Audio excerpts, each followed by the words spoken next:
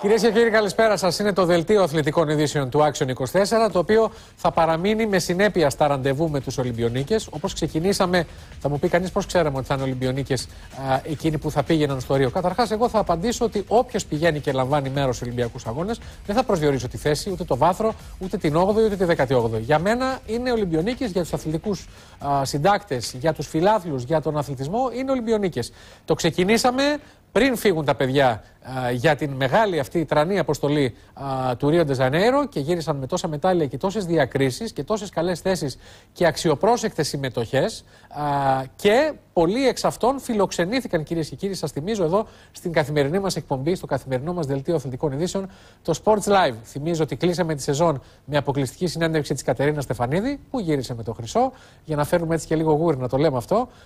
Είχαμε εδώ βεβαίως και την Σοφία Σουμανάκη, δεν πήρε μετάλλιο, η κοπηλασία δεν κακή τέταρτη θέση όμως στην τελικό, αλλήμονο, μην τρελαθούμε κιόλας.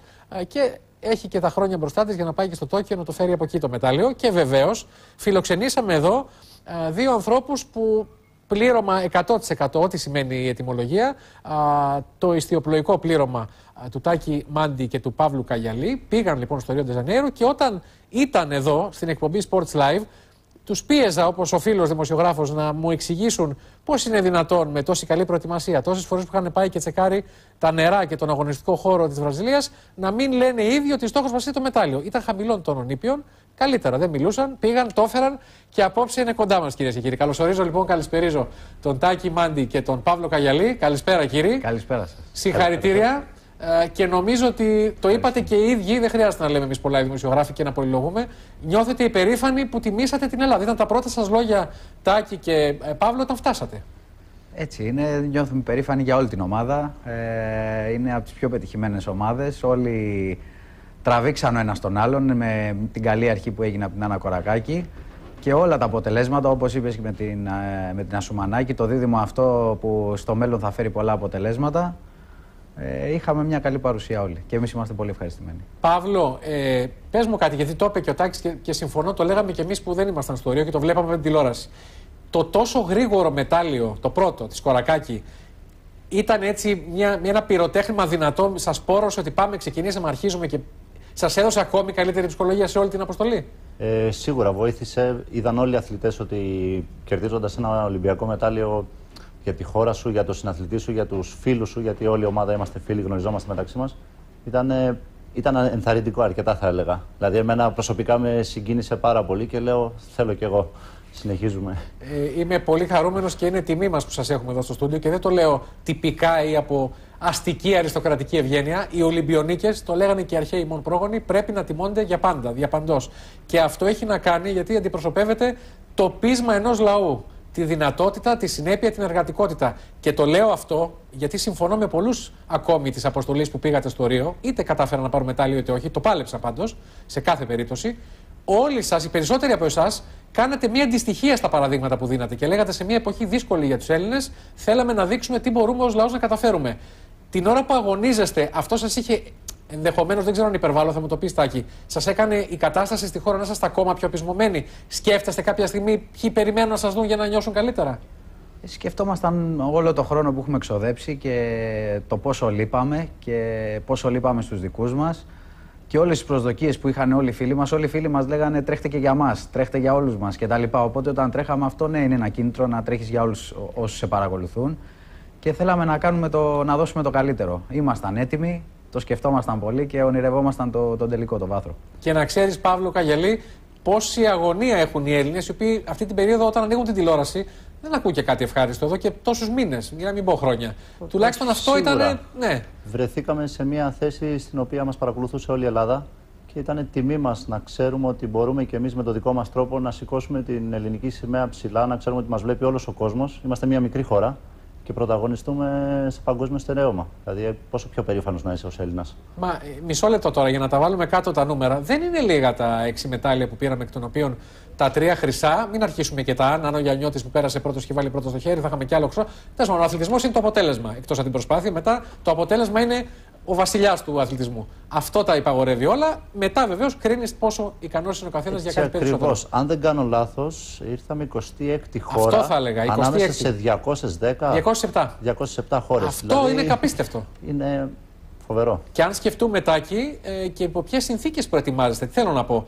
Και το λέω και το επαναλαμβάνω συνέχεια, ακόμη και αν κάποιοι μου λένε ότι είναι φίλος ο Καπράλος. Παιδιά, δεν είναι φίλος μου ή εχθρός μου.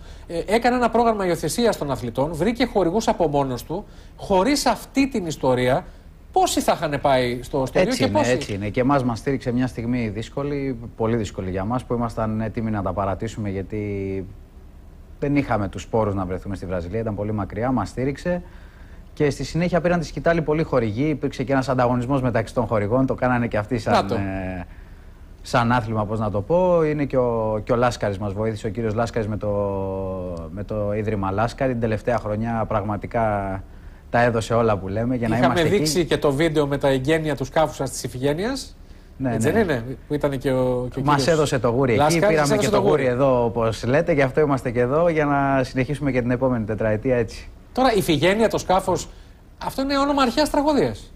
Τραγωδία που έγινε για καλό σκοπό. Ναι. Για να έχουν ούριο άνεμο. Έτσι, και τελικά δεν θυσιάστηκε κανείς. Όχι, κανένας. Παραλίγο. Δεν θυσιάστηκε κανείς και πες μου κάτι, γιατί θυμάμαι μου το λέγατε όταν είχατε έρθει. Θα σας θυμίσω και τι μου λέγατε τότε, για να δούμε τώρα πώς καταλήξαμε εδώ.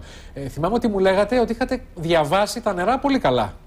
Ότι είχατε πάει πολλές φορές. Γι' αυτό βρισκόμασταν ένα χρόνο εκεί. Τι ρόλο παίζει αυτό, πόσο καθοριστικό είναι, τι θέλω να πω.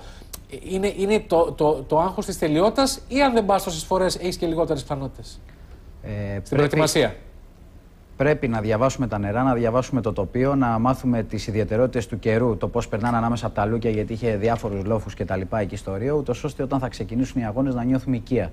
Να νιώθουμε σαν να είμαστε στο Σαλονικό. Εμείς το πετύχαμε αυτό γράφοντας ορισμένες μέρες που θέλαμε, γύρω σε 65 μέρες ολοκληρωμένων προπονήσεων εκεί πέρα. Στα νερά αυτά. Στα νερά αυτά και μετρώντας τα ρεύματα πόντο-πόντο, γιατί είναι κάτι το διαφορετικό. Κάτι το οποίο στη Μεσόγειο είναι σπάνιο, το φαινόμενο των ρευμάτων. Και αυτό μας έδωσε αυτοπεποίθηση ο χρόνος που πέρασαμε εκεί. Το είπα και στην εισαγωγή, Παύλο, ότι όταν είχατε έρθει καλεσμένοι εδώ στο Sports Live, στο Action 24, στη διάρκεια της προετοιμασίας σας, σε μια στιγμή προφανώς που δεν ήσασταν στη Βραζιλία αλλά στην Αθήνα και προλάβαμε και σας φέραμε για να μας πείτε δύο λόγια και τη σκέψη σας, δεν τολμούσατε δημόσια, και καλά κάνετε θα πω εγώ, αν και η δουλειά μου ήταν να σας το βγάλω, αλλά δεν το κατάφερα, ότι πάτε για μετάλλιο.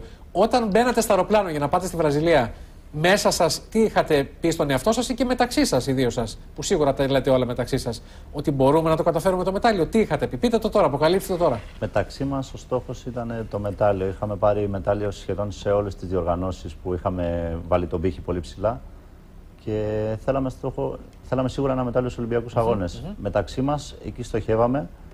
Δεν μας ενδιέφερε το χρώμα, είτε πρώτο, είτε δεύτερο, είτε τρίτο. Ασφαλώς. Και απλά το πρόβλημα που δημιουργήθηκε είναι ότι ήμασταν έτοιμοι περίπου στις 20 μέρες πριν τους Ολυμπιακούς Αγώνες. Και ήταν, το λέω, πρόβλημα γιατί δεν ξέραμε πώς να διαχειριστούμε τις μέρες που περιμένουμε να ξεκινήσει ο αγώνας. Ναι. Αυτό δείχνει πόσο καλή δουλειά κάναμε και πόσο ετοιμαστήκαμε. Και είχαμε προβληματιστεί πραγματικά με το. Και είχατε προβληματιστεί μήπως επειδή είσαστε 20 μέρες νωρίτερα. Ναι, ότι αυτό. Χάσουμε το πικ. Χάσετε το πικ. Μπορεί να σβήσει. Αλλά ήμασταν πραγματικά έτοιμοι. Είχαμε κάνει πάρα πολλή δουλειά. Πάρα πολλές ώρες προπόνησης εκεί πέρα. Το οποίο βγήκε στον αγώνα ξεκάθαρα. Πώς ήταν ο στίβος της ημέρας των αγώνων, δηλαδή σε σχέση με το πώς τον περιμένατε? Η αλήθεια είναι ότι ξεκίνησε την πρώτη μέρα με καιρούς που δεν είχαμε ξαναδεί εκεί πέρα. Ήμασταν 65 μέρες εκεί και την πρώτη μέρα φύσηξε από μία διεύθυνση την οποία δεν είχαμε ξαναδεί ποτέ. Έτσι. Για να δεις τι είναι οι Ολυμπιακοί Αγώνες, λοιπόν. Και έτσι ξεκίνησε και λέμε: Α, ωραία, αυτό δεν το έχουμε ξαναδεί. Πάμε να δούμε πώς θα γίνει.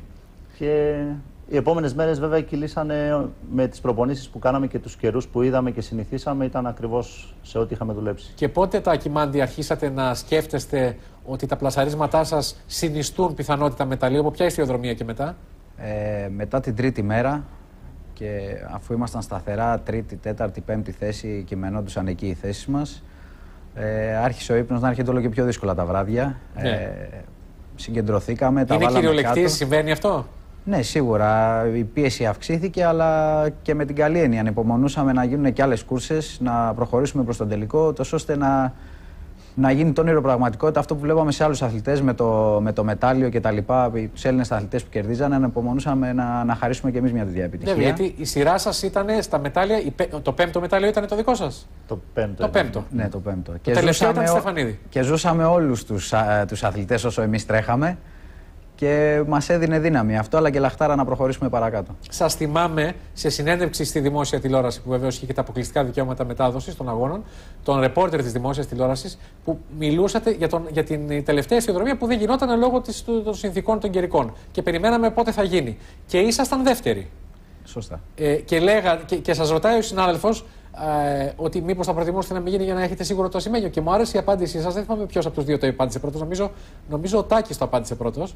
Ότι όχι, δεν θυμάμαι, μην σας αδικό ποιος το είπε πρώτος. Ότι όχι, θέλουμε να γίνει το τελικός, γιατί μπορούμε να πάρουμε και δεύτερη και την πρώτη θέση. Βέβαια, όταν μπαίνεις με τις πιθανότητες ανοιχτές να διεκδικήσεις οποιοδήποτε χρώμα και η πόρτα είναι κλειστή για τους υπόλοιπους, οπότε δεν χάνεις μετάλλιο. Έτσι. Γιατί να μην πιστεύεις ότι μπορείς να κατακτήσεις και την κορυφή. Εμείς μπήκαμε, τελικά στην ισοβαθμία κρίθηκε το αποτέλεσμα, αλλά οι πιθανότητες ήταν ανοιχτές για όλους. Γι' αυτό και κυνηγηθήκαμε και οι τρεις πρώτοι. Βρεθήκαμε να τερματίζουμε τρεις τελευταίοι στο Menda Race, που δεν έπαιζε σημασία βέβαια. Γιατί αλλά ο ένας κυνηγούσε τον άλλον. Γιατί ο ένας κυνηγούσε τον άλλον. Έτσι ακριβώς. Είχε προηγηθεί αυτό σαν τακτική. Ναι. Και σαν εξέλιξη αγώνα, βέβαια. Λοιπόν, κυρίες και κύριοι, είμαστε με τους Ολυμπιονίκες μας και βεβαίως αξίζει να θυμηθούμε στο σημείο αυτό όταν οι δύο τους έφτασαν στην Αθήνα. Αυτό το λέμε πάντοτε από την αρχαιότητα στην χώρα αυτή που ζούμε και είμαστε τόσο τυχεροί που είμαστε οι εμπνευστές και οι διοργανωτές, βεβαίως, όχι μόνο μία φορά των Ολυμπιακών Αγώνων, να υποδεχόμαστε τους ήρωές μας.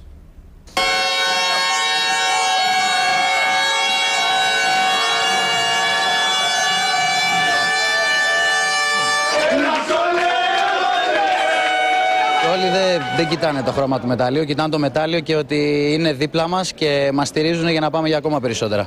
Η Ελλάδα μας είναι φοβερή και τους αγαπάμε πάρα πολύ. Είναι φοβερή η χώρα μας. Μόνο αυτό έχω να πω. Δεν περίμενα ποτέ να έχω τέτοιο συναίσθημα για τη χώρα μου και να έρθω εδώ πέρα τόσα μηνύματα και είμαι πολύ ευτυχισμένος πραγματικά.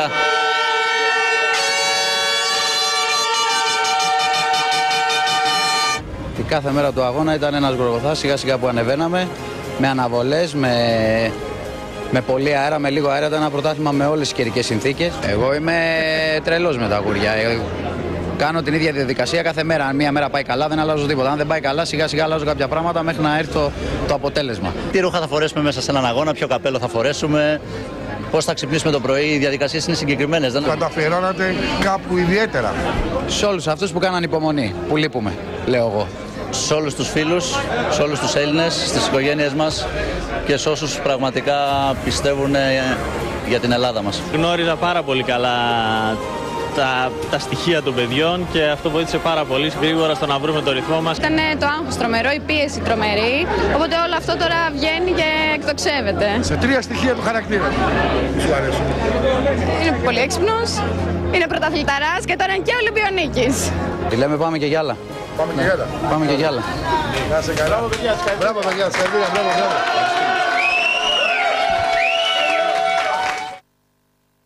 Ποιο είναι, Τάκη Μάντη και Παύλο Καγιαλή, το πιο έντονο συναίσθημα την ώρα που ανεβαίνεις στο βάθρο για το μετάλλιο? Προφανώς και είναι αυτό, αλλά θέλω να πω γιατί το συγκρίνω.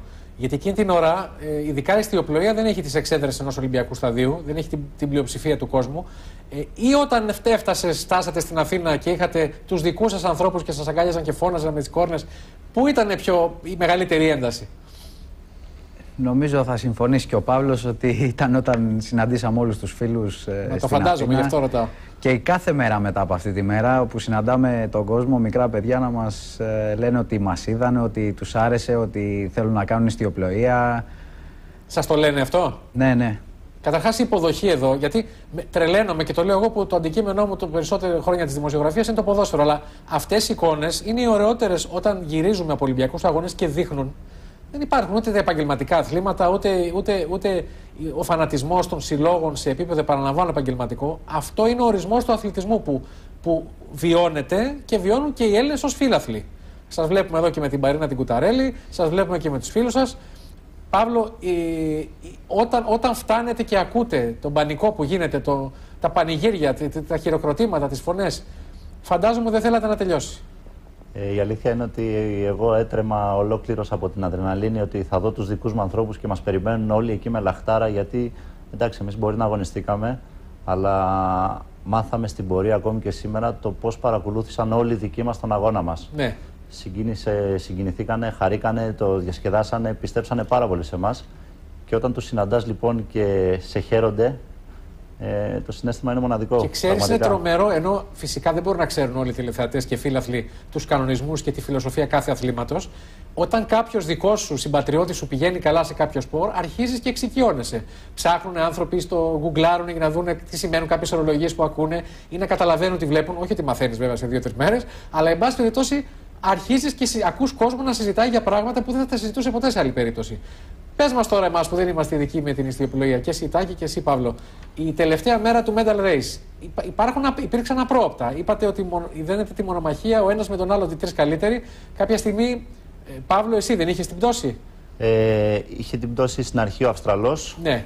Πρώτα έπεσε ο Αυστραλός, σωστά. Πρώτα έπεσε ο Αυστραλός και στο τελευταίο πέρασμα της σημαδούρας έπεσα κι εγώ. Αυτό είναι θέμα εκείνη την ώρα από υπερβάλλον ζήλο, από λάθος τακτική, από τι είναι? Είναι από ατυχία? Από υπερβάλλον ζήλο είναι, πρέπει να τα δώσεις όλα. Υπάρχει πίεση στον αγώνα, υπάρχει άγχος, λάθη γίνονται. Στην ιστιοπλοεία γίνονται πάντα λάθη. Βέβαια. Κερδίζει αυτός που κάνει τα λιγότερα. Όπως σε όλα τα σπορ.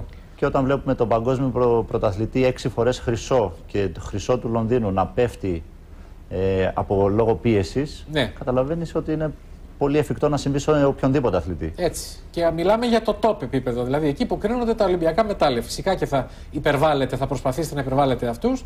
Εδώ βλέπουμε και το σκάφος σας, βλέπουμε και την αγωνία, βλέπουμε και τα κύματα που είναι πάντοτε. Είναι Τάκη περισσότερες φορές στην πλειοψηφία, στην ποσοστιαία, στους αγώνες σας, τα κύματα είναι περισσότερο αντίπαλοι ή σύμμαχοι κάποιες φορές? Δεν έχει αντίπαλοι σύμμαχοι. Όλες οι συνθήκες είναι για όλους, οπότε δεν μπορούμε να πούμε ότι είναι αντίπαλοι σύμμαχοι. Εμάς το κάθε πλήρωμα έχει τις αγαπημένες τους συνθήκες. Εμάς οι αγαπημένες μας συνθήκες είναι πολύ δυνατοί άνεμοι, ταραγμένη θάλασσα, γενικά κακοκαιρία. Η κακοκαιρία μας πάει. Η κακοκαιρία σας μας ταιριάζει πάει, σαν πλήρωμα? Μας πάει πολύ, ναι. Στο Ρίο βέβαια είχαμε να ξεπεράσουμε τον εαυτό μας και να γίνουμε καλοί στο μέτριο προς Μπουνάτσα, που ήταν και ο τοπικός αέρας που επικρατούσε. Ναι, δηλαδή από ό,τι καταλαβαίνω που μου λες δεν είχε καιρό που έμοιαζε πολύ με τον ελληνικό. Όχι, όχι.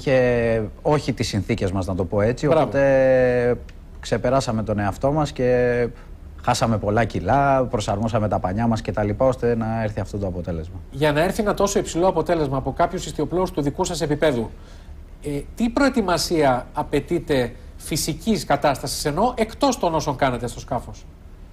Η φυσική κατάσταση κυρίως στηρίζεται στην αερόβια γυμναστική και στις αναπνοές. Δουλεύουμε τη φυσική κατάσταση είτε με κολύμπι είτε με τρέξιμο.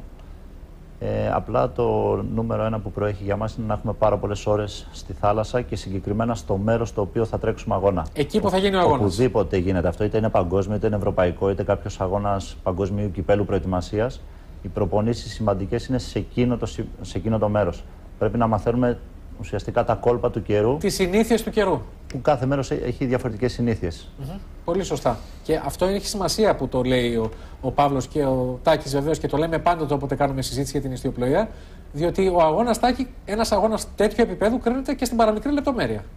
Αυτό λέγαμε κάθε μέρα, ότι πρέπει να βγαίνουμε από τη θάλασσα με όσο πιο χαμηλούς βαθμούς γίνεται. Δηλαδή να μην φορτωθούμε μια μεγάλη κούρσα. Ναι. Αυτό κοιτάζαμε και. Ναι, πρέπει να πούμε ότι πριν τον τελικό είχαμε 10 εστιοδρομίες. Πριν το Medal Race. Πριν το Medal Race. Το μετάλλιο κρίθηκε ουσιαστικά την τελευταία μέρα που πραγματοποιήσαμε 3 εστιοδρομίες και φέραμε 3 δεύτερες θέσεις. Γι' αυτό μπήκαμε λοιπόν την μέρα των Medal Race χωρίς πιθανότητα να χάσουμε το μετάλλιο.